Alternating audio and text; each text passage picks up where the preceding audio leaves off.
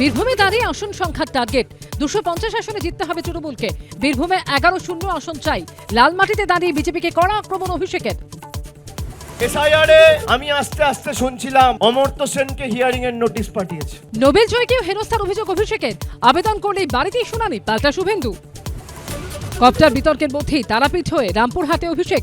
চক্রান্তের অভিযোগে বিরোধীদের তীব্র আক্রমণ। যত দম্ভ ততই দ্রুত পতন, পাল্টা শুভেন্দু। সুপ্রিম কোর্টে সওয়ালের হুঙ্কারের পর ফের এসআইআর নিয়ে আক্রমণ মুখ্যমন্ত্রীর। মানুষ অনেক নাটক দেখেছে, দুর্বল চিত্রনাট্য, কোনো লাভ হবে না, পাল্টা শ্রমিক। কামব্যাকের পরে দিলীপ ঘোষের প্রথম সভা। এসআইআর ইস্যুতে রানাঘাটে পরিবর্তন সংকল্প সভায় তৃণমূলকে আক্রমণ দিলীপ ঘোষের।